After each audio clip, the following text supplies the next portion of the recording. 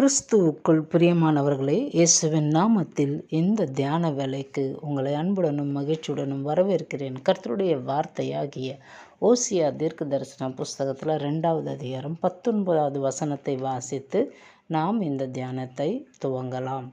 நித்திய விவாகத்துக்கென்று உன்னை எனக்கு நியமித்து கொள்ளுவேன்.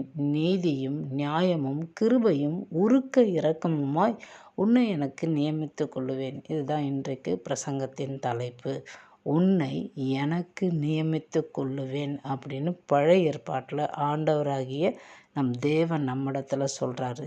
இது வெறுமனே இஸ்ரவேல் ஜனங்களுக்கு மட்டும் சொல்லலை. கர்த்தருடைய பிள்ளைகள், கர்த்தருடைய பரிசுத்தவான்கள், கர்த்தருக்காக வாழ நினைக்கிறவர்கள், அவங்க வேற எங்கேயும் வழி விலகி போகாதபடிக்கு நான் உன்னை மீட்டு உன்னை ரட்சித்து எனக்காக என்ன பண்ணுவேன், உன்னை உரிமை பாராட்டி உனக்காக நான் இருக்கேன், உன்னை எந்த சூழ்நிலையிலும் கைவிட மாட்டேன். அப்போ நான் உன்னுடைய சொத்து, நீ என்னுடைய உரிமை அப்படிங்கிறத ஆண்டவர் நமக்கு இங்கே சொல்லி தருகிறார் அப்படிங்கிறத பார்க்குறோம். தொடர்ச்சியாக நம்ம ஞாயிற்றுக்கிழமைகளில் என்ன பார்க்குறோம், கர்த்தருக்கு பயப்படுகிற பயத்தில் வாழும்பொழுது அவருடைய பரிசுத்த மணவாட்டியாகிய சபைக்கு மணவாளன் இயேசு கிறிஸ்து எல்லா உதவிகளும் செய்கிறாரு, நன்மையான வழியில் நம்மளை நடத்துகிறாரு அப்படிங்கிறதெல்லாம் நம்ம பார்க்குறோம். அதே போல் இன்றைக்கும் இந்த ஓசியா புஸ்தகத்தில் இந்த 2வது அதிகாரம் 19வது வசனத்தில் உன்னை எனக்கு நியமித்து கொள்ளுவேன்னு நம்ம ஆண்டவர் சொல்கிறாரு. கல்வாரி சிலுவையில் எல்லாவற்றையும் செய்து முடித்திட்டார். நியமித்து கொள்ளுவேன்னு சொல்லியிருக்கிறாரு. நியமித்து கொண்டார், செய்து முடித்துட்டார். அதனால் அவர் நியமித்ததுனால நான் என்ன பண்ணுறேன், உங்களை அப்படியே அவருக்கு ஒப்பு கொடுத்துட்றேன். இயேசு என்னும் ஒரே புருஷனுக்கு உங்களை ஒப்பு கொடுத்துட்றேன் அப்படின்னு பவுல் நம்மளுக்கு சொல்கிறாரு. 2 கொரிந்தியர் 11:2 வாசி பார்த்திங்கன்னா உங்களுக்கு தெரியும். ஏற்கனவே நம்ம நியமிக்கப்பட்டிருக்கோம் அவருக்காக வாழணும்னு. இப்போ இவர் அர்ப்பணிக்கிறார். ஏற்கனவே நம்ம ஆண்டவருடைய பிள்ளைகள் தான். பிள்ளைகள் பிறந்த பிறகு இது உங்களுக்கு தான், இந்த பிள்ளை உங்களுக்காக தான் வளர்க்க போகிறேன் அப்படின்னு பிள்ளைகளை பிரதிஷ்டை பண்ணுறோம் இல்லையா. அதுபோல் பவுல் இந்த இடத்துல நம்மளை அப்படியே அர்ப்பணித்து ஒப்பு கொடுக்குறார். ஏன் நியமிக்கிறார்னா, எல்லாத்துக்கும் உரிமையாளர் ஆண்டவர் இயேசு கிறிஸ்து தான். அவர் தான் சுதந்திரவாளி. அப்போஸ்தலர் நடபடிகள் 17:31 வாசி பார்த்திங்கன்னா உங்களுக்கு புரியும். மேலும் ஒரு நாளை குறித்திருக்கிறார், அதிலே அவர் தாம் நியமித்த மனுஷனை கொண்டு பூலோகத்தை நீதியாய் நியமித்திருப்பார். அந்த மனுஷனை மரித்தோரிலிருந்து எழுப்பினதினாலே அதன் நிச்சயத்தை எல்லாருக்கும் விளங்க பண்ணினார் என்றார். அப்போது ஆண்டவராகிய இயேசு கிறிஸ்து என்னும் அந்த மனுஷனை தேவன் நமக்காக நியமித்திருக்கிறார். அவருக்குள்ளே தான் நம்ம பிழைக்க முடியும், இருக்க முடியும், அசைய முடியும். அவரால் தான் எல்லாமே நமக்குங்கிறத அப்போஸ்தலர் 17:28 வாசி பார்த்திங்கன்னா உங்களுக்கு நல்லாவே விளங்கும். அப்போ ஆண்டவர் சொல்கிறாரு, உன்னை எனக்கு நியமித்து கொள்ளுவேன்னு சொல்கிறாரு. நம்மளை பரிசுத்த பவுல் ஒப்பு கொடுக்குறாரு. கற்புள்ள கன்னிகையாக இயேசு என்னும் ஒரே மணவாளனுக்கு ஒப்பு கொடுக்குறாரு. ஏன் நம்மளை ஆண்டவர் நியமித்தார், ஏன் அவருக்குன்னு நியமித்தார்? ஏன்னா அவர் தான் எல்லாத்துக்கும் உரிமையாளர், எல்லா சிருஷ்டிக்கும், சர்வ சிருஷ்டிக்கும் உரிமையாளர், வாரிசு, ஒரே ஒரு சொந்தக்காரர், முதலாளி, எஜமான், கிரியேட்டர், படைப்பாளி யார்? ஆண்டவராக இயேசு கிறிஸ்துனா. அப்போ நம்மளும் அவருடைய சிருஷ்டி தானே. அப்போ நாம் அந்த சிருஷ்டிகருக்கு சொந்தமாக நியமித்து கொள்ளப்பட்டோம். நாம் அவருடைய உரிமையாக இருக்கிறோம். நம்ம மேலே அவருக்கு தான் அதிக உரிமை. உங்கள் அம்மாவோ, உங்கள் அப்பாவோ, உங்களுடைய பிள்ளைகளோ, உங்கள் சகோதரர்களோ, உங்கள் கணவனோ, மனைவியோ, உங்கள் நண்பர்களோ, அவங்களுக்கு உங்கள் மேலே இருக்கிற உரிமையை விட ஆண்டவராக இயேசு கிறிஸ்துக்கு தான் உங்கள் மேலே அதிக உரிமை அப்படிங்கிறத நீங்கள் புரிந்து கொள்ளணும். ஏன்னா இயேசு கிறிஸ்து தான் உரிமையாளர். எபிரேயர் 1:2 சொல்லுது இல்லையா. இந்த கடைசி நாட்களில் குமாரன் மூலமாக நமக்கு திருவுளம் பற்றினார். இவரை சகலத்துக்கும், அதாவது சர்வத்துக்கும் சுதந்திரவாளியாக நியமித்தார். சர்வத்துக்கும் சுதந்திரவாளி. அப்போது இதுக்கு தான் இது மட்டும்தான் அப்படின்ல, எல்லாவற்றுக்கும், இந்த பூமியில் காணுகிற அனைத்துக்கும் சுதந்திரவாளி யார், சொந்தக்காரர் யார், வாரிசு யார், ஒரே ஒரு உரிமையாளர் யார்? ஆண்டவராகி இயேசு கிறிஸ்து. அதனால தான் உன்னை எனக்கு நியமித்து கொள்ளுவேன் அப்படின்னு தேவன் சொன்னது மட்டுமல்ல, பவுல் நம்மளை கிறிஸ்துவுக்கு ஒப்பு கொடுக்குறாரு. இயேசு எல்லாவற்றுக்கும் உரிமையாளராக இருக்கிறதுனால நாமளும் அவருடைய சொத்து. நம்ம மேலே இயேசுவுக்கு தான் அதிக உரிமை அப்படிங்கிறத நம்ம புரிந்து கொண்டு ஆண்டவருடைய வார்த்தைக்கு கீழ்ப்படிஞ்சு நடக்கணும். ஏன்னா மனிதர்களாகிய நாமும் சில காரியங்களை நியமிக்கலாம். ஆண்டவர் நம்மளை அவருக்காக நியமித்தது மட்டும் இல்லை, நாமும் சில காரியங்களை நியமிக்க முடியுங்கிறத பாபிலோனுக்கு சிறைப்பட்டு போன தானியேலுக்கு தெரிஞ்சிருக்கு. எகிப்துக்கு சிறைப்பட்டு போன விற்கப்பட்ட யோசேப்புக்கு தெரிஞ்சிருக்கு. இன்றைக்கி சுதந்திரவாளியாக இருக்கிற நாம், கர்த்தராக இயேசு கிறிஸ்துவினால் மீட்கப்பட்டு ரட்சிக்கப்பட்டு நீதியின் சால்வை அணிந்திருக்கிற நாம் இதை புரிந்து கொள்ளணும். தானியேல் 1:5, தானியேல் 2:48 வாசி பார்த்தீங்கன்னா உங்களுக்கு தெரியும். தானியேல் என்ன பண்ணுறான்? மனதில் ஒரு காரியத்தை நியமிக்கிறான். நான் கர்த்தருக்காக வாழுவேன் அப்படின்னு சொல்லி வாழும்பொழுது ராஜா கொடுக்குற போஜனத்தில் நான் பங்கு பெற மாட்டேன் அப்படின்னு அவன் நண்பர்களும் தீர்மானிக்கும் பொழுது கர்த்தர் என்ன பண்ணுறாரு? அவங்கள அந்த இடத்துல மிகப்பெரிய பிரதானியாக நியமிச்சிறாரு. அப்போ கர்த்தருக்காக நம்ம மனதில் வைராக்கியமாக என் ஆண்டவருக்காக இதை செய்வோம் அப்படின்னு நம்ம நிற்கும் பொழுது நம்மளுடைய உயர்வை ஒருத்தராலும் தடுக்கவே முடியாது. கர்த்தர் நம்மளோட இருப்பார். அதே போல் நீங்கள் 2 கொரிந்தியர் 9:7 வாசி பார்த்தீங்கன்னா, அவனவன் விசனமாயுமல்ல கட்டாயமாயல்ல தன் மனதில் நியமித்தபடியே கொடுக்க கடவன், உற்சாகமாய் கொடுக்குற இடத்தில் தேவன் பிரியமாக இருக்கிறார். அப்போ உங்கள் மனதில் ஒரு காரியத்தை நியமித்து கர்த்தருக்காக கொடுக்குறீங்க. அப்போ கர்த்தருக்காக உங்கள் டைமு, உங்களுடைய நாலேஜ், உங்களுடைய விஸ்டம், உங்களுடைய பணம், உங்களுடைய காரியங்கள் எதெல்லாம் அவருக்கு கொடுக்க விரும்புகிறீங்க? உங்கள் ஆராதனை, உங்களுடைய நேரம், உங்களுடைய ஜெபம், நீங்கள் ஆண்டவருக்காக செய்கிற ஒவ்வொரு சிறு காரியத்திலும் கர்த்தருக்காக நீங்கள் கொடுக்கறதில் அவர் பிரியமாக இருக்கிறாரு. அதை மனதில் நியமித்து கொடுக்குறீங்களா? கர்த்தருக்காக வைராக்கியமாக வாழ்வேன்னு தானியேல் மாதிரி நியமித்து நிற்கிறீங்களா? அப்படின்னா கர்த்தருக்குள்ளே நிற்பேனுங்கிற அந்த காரியத்தை தேவன் ஆசீர்வதிப்பார். கர்த்தருக்காக கொடுப்பேனுங்கிற காரியத்தில் உங்களை இன்னும் கொடுத்து உயர்த்துருவார். நிற்கலைன்னா என்ன ஆகும்? நம்ம சரியாக நியமிக்கலைன்னா என்ன ஆகும்? சங்கீதம் 148 6வது வசனம் வாசி பார்த்தீங்கன்னா, கர்த்தர் மாறாத பிரமாணத்தை நியமித்திருக்கிறார். எதுக்கு? அவர் படைத்த எல்லா சிருஷ்டிக்கும். நீங்கள் அந்த வசனம் 148 1லேருந்து 6 வரைக்கும் வாசிச்சு பாருங்களேன். வீட்டில் அவர் எல்லாவற்றையும் உண்டாக்கிட்டு அவைகளுக்கு மாறாத பிரமாணத்தை வச்சுட்டார். ஒரு லா, நீ இப்படி தான் ஓடணும், இப்படி தான் நிற்கணும், இப்படி தான். அது இன்னி வரைக்கும் அப்படி தான் இயங்குது. ஐயோ, நீங்கள் என்ன வானத்தில் வச்சுட்டீங்க, நான் பூமியில் கொஞ்சம் நேரம் இறங்கி ரெஸ்ட் எடுக்க போகிறேன்னு சூரியனும் சொல்லலை, சந்திரனும் சொல்லலை, நட்சத்திரங்களும் சொல்லலை. அதாவது கர்த்தர் உண்டாக்குன இடத்துல பிரமாணம் வச்சபடியே நியமித்தபடியே அதனுடைய வேலையை செய்கிறது. அப்போ நாமும் ஆதியாகமம் 8:22 சொல்லியிருக்கிறபடி பூமி உள்ள நாளளவும் விதைப்பும் அறுப்பும் ஒழியாதுங்கிறத புரிந்து கொண்டு, உஷ்ணமும் குளிரும் மாறாதுங்கிறத புரிந்து கொண்டு கர்த்தருக்காக நம்ம செய்ய வேண்டியதை செஞ்சு தான் ஆகணும்னு அந்த வழியில் நடக்கும் பொழுது, கர்த்தர் நியமித்த காரியத்தில் நம்ம நடக்கும் பொழுது, பிரசங்கி புஸ்தகத்தில் 2:26 நீங்கள் வாசி பார்த்தீங்கன்னா, கர்த்தர் தவறான வழியில் போகிற துன்மார்கனுக்கு என்ன வச்சுருக்காராம்? தொல்லையை நியமித்தார் அப்படின்னு பார்க்குறோம். அதே போல் பிரசங்கி 3:10-11 வாசி பார்த்திங்கன்னா, கர்த்தர் என்ன பண்ணுறாராம்? அதன் காலத்தில் சரியாக காரியங்களை செய்திருக்கிறாரு. அதனால் இந்த பூமியில் நான் தொல்லையை கண்டேன், மனுஷன் படுகிற பாடுகளை கண்டேன்னு சாலமோன் அவங்க சொல்கிறாங்க. ஏன்னா சாலமோன் என்ன பண்ணுறாரு? அவர் இஷ்டத்துக்கு வாழ்ந்தார். அதனால் அவருக்கு தான் அந்த காரியம்லாம் ரொம்ப பிடிக்கும். அப்போ நாம் நம்ம இஷ்டத்துக்கு வாழாமல் கர்த்தர் நம்மளை அவருக்குன்னு நியமித்து கொண்டதுனால நாம் தானியேல் போல் தரமான தீர்மானம் எடுத்து கர்த்தருக்காக வைராக்கியமாக நிற்பேன்னு நியமித்து கொண்டு அப்படிப்பட்ட நியமத்தில் வாழும் பொழுது, அவருக்காக கொடுக்கறதில் வாழும் பொழுது எல்லாவற்றிலும் ஆண்டவர் என்ன பண்ணுவார்? நம்மளை நடத்த வல்லவராக இருக்கிறார். அவருடைய சரியான நேரத்தில் நம்மளை உயர்த்த வல்லவராக இருக்கிறாரு அப்படிங்கிறத நம்ம பார்க்குறோம்.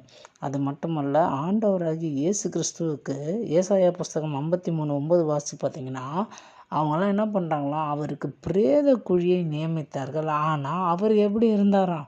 ஐஸ்வர்யவானோடு இருந்தார். அப்போது ஆண்டவராகிய இயேசு கிறிஸ்துவை இப்படி பண்ணிடலாம், அப்படி பண்ணிடலான்னு யாரோ நியமித்தது நடக்கலை, நம்ம தேவன் நியமித்தது தான் நடந்தது. அப்போ நீங்களும் நானும் கர்த்தருக்காக வைராக்கியமாக தானியேல் மாதிரி இயேசு மாதிரி வாழும் பொழுது தேவன் நம்மளுக்கு என்ன நியமித்தாரோ அதுதான் நம்ம வாழ்க்கையில் நடக்கும். மனுஷர்கள் நியமித்தது நடக்காது அப்படிங்கிறத நம்ம புரிந்து கொள்ளணும். அப்போது நாம் புரிந்து கொள்ளணும், கர்த்தர் நம்மளை அவருக்கு நியமிச்சிட்டாரு, குறிச்சிட்டாரு, ஒப்பந்தம் பண்ணிட்டாரு, உரிமையாக்கிட்டாரு. பவுலும் நம்மளை ஒப்பு கொடுத்து அர்ப்பணிச்சிருக்கிறார் கிறிஸ்து என்னும் ஒரே புருஷனுக்கு. அப்போ நம்ம கர்த்தருக்கு பயப்படுகிற பயத்தில் அவருடைய மணவாளன் இயேசுவின் வார்த்தைகளுக்கு கீழ்ப்படிஞ்சு நம்ம வைராக்கியமாக அவர் மீது உரிமை பாராட்டி நாம் நிற்கும் பொழுது, கர்த்தருக்காக கொடுக்கிற பொழுது நமக்கு நன்மைகளும் உயர்வும் நிச்சயமாக உண்டாகும். அப்படி நிற்கலன்னா என்னாகும்? மாறாத பிரமாணங்கள் வேலை செய்யும். அது நாம் நல்லவங்களாக இருக்கிறதுனால அது மாறிட போகிறதில்ல, நாம் கெட்டவங்களாக இருக்கிறதுனால அது வேறு மாதிரி மாறுது போல். பூமி உள்ளனாலும் எப்போவுமே விதைப்பு அறுப்பு இருக்குன்னா அது இருந்துக்கிட்டு தான் இருக்கும். நம்ம விதைக்கிறத நம்ம அறுவடை செஞ்சு தான் ஆகும். அப்போது தொல்லை இருக்குது, கஷ்டங்கள் இருக்குது, இது எல்லாமே டைமுக்கு சரியாக வேலை செய்யும். ஆனால் நாம் ஆண்டவருக்காக ஒரு காரியத்தை நியமித்து அவர் நம்மளை அவருக்காக நியமிச்சிட்டார் இல்லையா? அப்போ நாம் இனிமேல் கர்த்தருக்காக தான் வாழ்வேன், அவருக்காக கொடுப்பேன், என் வாழ்கிற வாழ்க்கை அவருடையது, அவருக்கு தான் என் மேலே உரிமை அதிகம் அப்படின்னு நான் அவருக்கு முதலிடம் முக்கியத்துவம் கொடுத்து வாழும் பொழுது, அவருக்காக கொடுக்கறதுல நான் சிறப்பாக வாழும் பொழுது என்ன பண்ணுறார்? அவர் நமக்கு நன்மைகளே செய்கிறார் அப்படிங்கிறத நம்ம பார்க்க முடியும். அதே போல் எபிரேயர் 11:40 வாசி பார்த்திங்கன்னா, அவர்கள் நம்மையல்லாமல் பூரணர் ஆகாதபடிக்கு விசேஷித்த நன்மையானதொன்று தேவன் நமக்கென்று முன்னதாக நியமித்திருந்தார். அப்போ விசேஷித்த நன்மையானது என்னங்க? நாம் இன்னைக்கு எப்படி இருக்கிறோம்? கிறிஸ்துவின் கிருபையினால் நாம் ரட்சிக்கப்பட்டு, பாதுகாக்கப்பட்டு, மீட்கப்பட்டு, அவருடைய நீதியின் சால்வையை அணிந்து கர்த்தரோடு கூட போகிறதுக்கு ஒவ்வொரு நாளும் நம்மளை பலப்படுத்தி நடத்துகிறாரு.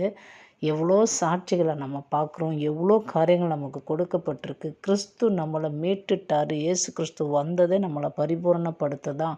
பாவத்தில் ஆதாம் நம்மளை விழ வச்சா, ஆனால் கிறிஸ்து என்னும் 2ஆம் ஆதாம் நம்மளை என்ன பண்ணுறாரு? பாவத்தில் விழுந்து கிடந்த நம்மளை பரிசுத்தமாக்கி தூக்கி எடுத்து நம்முடைய இரத்தத்தினால் கழுவி பலப்படுத்தி நம்மளுக்கு அவ்வளோ நன்மைகளை செய்திருக்கிறார். அதை புரிஞ்சுக்கணும். எபிரேயர் 12:1 வாசி பார்த்தீங்கன்னா அதில் என்ன போட்டிருக்கு? விசுவாசத்தை துவங்குகிறவரும் முடிக்கிறவருமா இருக்கிற இயேசுவை நோக்கி நமக்கு நியமித்திருக்கிற ஓட்டத்தில் பொறுமையோடு ஓடக்கடவும். அப்போ ஆண்டவராகிய நம்ம தேவன் நம்மளை அவருக்குன்னு நியமித்து கொண்டார், அவருக்குன்னு குறித்து கொண்டார். பவுலும் நம்மளை இயேசு என்னும் ஒரே புருஷனுக்கு கற்புள்ள கன்னிகையாக ஒப்பு கொடுக்க நியமிச்சிட்டாரு. நம்ம ஒப்பு கொடுக்கப்பட்டுட்டோம். இப்போ ஆண்டவர் தான் நம்முடைய உரிமையாளர், நம்முடைய சொந்தக்காரர், நம்முடைய முதலாளி அவர் தான். நம்ம மேலே அவருக்கு தான் அதிக உரிமை மற்றவர்களை விட. இதை நம்ம புரிந்து கொண்டு கர்த்தருக்காக வைராக்கியமாக வாழ ஆரம்பிக்கணும். கர்த்தருக்காக கொடுக்குறோம். அப்படி செய்யாத பொழுது, அப்படி கர்த்தருக்காக நிற்காத பொழுது இந்த மாறாத பிரமாணம் வேலை செய்யும். அப்போ தொல்லைகள் துன்பங்கள்லாம் பார்க்க வேண்டி வரும். இதெல்லாம் நம்ம விளங்கி கொள்ளணும். ஏன்னா ஆண்டவர் நம்மளை எப்படி நியமித்து இருக்கிறாரு? நன்மையான காரியங்களை கொடுத்து நம்மளை பொறுமையோடு ஓடும்படிக்கு, விசுவாசத்தில் பொறுமையோடு ஓடணும். ஒரு மிகப்பெரிய பிரசங்கியாளர் சொல்கிறாங்க, அவங்க இது கிறிஸ்தவ வாழ்க்கைங்கிறது இந்த விசுவாச போராட்டம், இந்த ஓட்டம்ங்கிறது ஏதோ ஒரு ரன்னிங் ரேஸில் கடகடன்னு ஓடி முடிக்கிறது இல்லை. இது பொறுமையாக நிதானமாக ஓடிக்கிட்டே இருக்கிறது. நடுவில் கஷ்டம் வந்தாலும் நீங்கள் என்ன பண்ணணும்? தொடர்ந்து பலத்தோடு ஓடும் பொழுது, அடுத்தடுத்த அடி ஓடும் பொழுது உங்களுக்கு புதிய பலனை தேவன் தந்து கொண்டே இருப்பார். ஏன்னா நம்மளுக்கு ஏசாயா 40:31 சொல்லப்பட்டிருக்கு இல்லையா?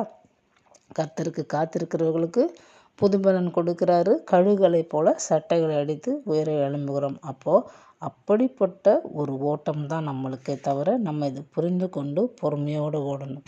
சில வேலைகளில் நம்மளுக்கு சீக்கிரம் போய் சேர முடியல, நம்ம அவசரத்துக்கு எதையாவது நம்ம எதிர்பார்க்கக்கூடாது. காத்திருந்து கர்த்தர் சொன்ன நேரத்தில் நமக்கு கிடைக்கும்படி அவர் நம்மளை நியமிச்சிட்டாரு. அவர் நம்மளுக்கு உதவி செய்யணும்னு விரும்பிட்டார். அது மாற போகிறதில்ல, அவர் மாற்றிக்கவும் மாட்டார். அப்போ நாம் நமக்கு நியமித்ததில் நான் கர்த்தருக்காக வைராக்கியமாக வாழ்வேன், கர்த்தருக்காக கொடுப்பேன், கர்த்தர் சொல்படி செய்வேன், கர்த்தருடைய மாறாத பிரமாணம் வேலை செய்துங்கிறத நான் புரிந்து கொண்டு இருக்கிறேன். அதனால் சில தொல்லைகள்லேருந்து நான் விடுபட கர்த்தருடைய வழியிலே நடப்பேன், அந்த நன்மையை நோக்கி நடப்பேன். விசுவாசத்தை எனக்குள்ளே அவர் தொடங்கிட்டார், நான் பொறுமையோடு இந்த ஓட்டத்தை ஓடி முடிப்பேன். அப்படி நமக்கு நியமித்த ஓட்டத்தில் நம்ம ஓடும்பொழுது நமக்கு என்ன நடக்குது? 1 தெசலோனிக்கர் 5:9 வாசிக்கலாம். தேவன் நம்மை கோபாக்கினைக்கென்று நியமிக்காமல் நம்முடைய கர்த்தராகிய இயேசு கிறிஸ்து மூலமாய் ரட்சிப்படைவதற்கென்று நியமித்தார். நம்மளை எதுக்கு நியமித்தாராம்? உன்னை எனக்கென்று நியமித்து கொள்ளுவேன்னு சொல்கிறது மட்டும் இல்லை, உன்னை எனக்குன்னு நியமிச்சுட்டு நான் உன்னை போட்டு சாகடி அடிப்பேன், உன்னை இல்லாத கொடுமையெல்லாம் படுத்துவேன், அப்படி ஆண்டவர் சொல்லலை. உன்னை நான் கை விட்டுறக்கூடாது, உன்னை கோபாக்கினைக்கு நியமிக்கலை, உன்னை நரகத்துக்கு நியமிக்கலை, உன்னை நான் அழிச்சு போடுறதுக்கு நியமிக்கலை, ரட்சிப்படைய தான் நியமித்தேன். நீ ரட்சிப்பை பெற்றுக்கொள்ளணும், நீ பாதுகாப்பை பெற்றுக்கொள்ளணும். இயேசு கிறிஸ்து மூலமாக நீ எல்லா சூழ்நிலும் ஆசீர்வதிக்கப்பட்ட பிள்ளையா, தேவனுடைய சொத்தாக உரிமையாக நீ இருக்கணும். அதுக்கு தான் உன்னை நியமித்து கொண்டேன் அப்படிங்கிறத நம்மளுக்கு இங்கே தெளிவாக சொல்கிறார். அதனால் நம்முடைய பாதுகாப்பான வாழ்வு தான் இந்த கிறிஸ்தவ வாழ்வு அப்படிங்கிறத நம்ம புரிந்து கொண்டு அவருக்கு நம்மளை நியமித்து கொண்டார். அதனால் நாம் ஒரு காரியத்தை நியமித்து தானியேல் போல் வாழும்பொழுது, கிறிஸ்து இயேசு போல் வாழும்பொழுது நிச்சயமாக நம்ம வாழ்க்கையில் தேவன் நமக்கு நியமித்த அந்த ஓட்டத்தில் பொறுமையோடு ஓடி என்ன பண்ணுவோம்? ரட்சிப்பை அடைவதற்கென்று நியமிக்கப்பட்டோங்கிற அந்த உறுதியோடு ஓடுவோம். அப்போ எந்த ஒரு தொல்லையிலையும் நம்ம மாட்டிக்க மாட்டோம். வெற்றி வாழ்க்கையை வாழ்வோம். கர்த்தருக்கு பயந்து வாழ்கிற வாழ்க்கைங்கிறது ஒரு சந்தோஷமான மகிழ்ச்சியான வாழ்வு. ஏன்னா அவர் நம்முடைய அற்புதமான மணவாளன், அவருடைய சபையாகிய ஸ்திரீ அற்புதமான அவருக்குன்னே நியமிக்கப்பட்ட மணவாட்டி அப்படிங்கிறத நம்ம புரிந்து கொள்ளும். நாம் ஜெபித்து நிறைவு செய்யலாம். அன்பும் இரக்கமுள்ள நல்ல பிதாவே, இயேசுவின் நாமத்தினாலே முடத்தில் வருகிறோம். இந்த வேலையில் எங்களை தாழ்த்துகிறோம், ஒப்பு கொடுக்கிறோம். தெய்வீக தயவுக்காக நன்றி. சர்வ வல்லமுள்ள ராஜா, இப்பொழுதும் உங்களுடைய பிரசன்னத்திற்காக நாங்கள் நன்றி செலுத்துகிறோம். எங்கள் மத்தியில் உலவுகிறவரே, சாவாமல் எல்லோரும் நீண்ட ஆயுசுள்ளவருமாய் வீற்றிருந்த ஆண்டவரே, நீர் எங்களுக்கு கற்றுக் கொடுத்த இந்த காரியங்களுக்காக நாங்கள் நன்றி செலுத்துகிறோம். எங்களை உமக்கென்று நீர் நியமித்து கொண்டிரு, அதற்காக நன்றி. எங்கள் வாழ்க்கையில் கிறிஸ்துவுக்காக வாழ வேண்டும் என்று தானியேல் போல ஆண்டவரே யோசிப்பை போல நாங்கள் உமக்காக வாழ வேண்டும் என்று வைராக்கியமோடு, அதே போல் உமக்காக கொடுக்க வேண்டும் என்ற உறுதியான மனநிலையில் விசுவாசத்தோடு நியமித்து கொள்ளுகிற காரியங்களிலே தொல்லையிலே சிக்கி கொள்ளாதபடிக்கு கர்த்தருக்காக வாழ்ந்து கொடுக்கப்பட்ட இந்த விசுவாச ஓட்டத்தில் பொறுமையோடு ஓடி ஆண்டவரே, ரட்சிப்பை அடைவதற்கென்றே நியமிக்கப்பட்டிருக்கிறோம், அழிக்கப்படுவதற்கு அல்ல என்பதை விளங்கி கொண்டு கிறிஸ்துவுக்காக சுடர் வருகிற பிள்ளைகளாய் வாழ வேண்டும் என்கிற நம்பிக்கை எங்களுக்கு இருக்கட்டும். ஆண்டவர், இதை கேட்டுக்கொண்டிருக்கிற ஒவ்வொரு பிள்ளைகளும் உமக்கான மகத்தான சுடர்களாக அவர்கள் வாழ்க்கையிலே ஒளி வீசட்டும். இயேசுவின் நாமத்தை மகிமைப்படுத்தட்டும். இவர்கள் ஒவ்வொருவரும் கிறிஸ்துவுக்குள்ளே விலையேறப்பெற்ற சாட்சிகளாக வாழட்டும் என்று இயேசு நாமத்தில் ஆசீர்வதித்து ஒப்பு கொடுக்கிறேன் பிதாவே. ஆமேன். நம்முடைய கர்த்தராக இயேசு கிறிஸ்துவின் கிருபையும் பிதாவாகிய தேவனுடைய அன்பும் பரிசுத்தம் உள்ளாவியனுடைய ஐக்கியமும் சந்தோஷமும் சமாதானமும் இப்பொழுதும் எப்பொழுதும் சதா காலமும் நம் ஆண்டவரும் இரட்சகரும் இயேசு கிறிஸ்துவும் இரண்டாம் வருகை மட்டும் நம்மோடு கூடவே இருப்பதாக. ஆமேன். நான் விசுவாசிக்கும் தேவன் இன்னாரென்று அறிவேன், ஆசையாய் தொடருகிறேன். நான் எதற்காய் பிடிக்கப்பட்டேனோ அதை பிடித்து கொள்ளும்படி ஆசையாய் தொடருகிறேன். God bless you.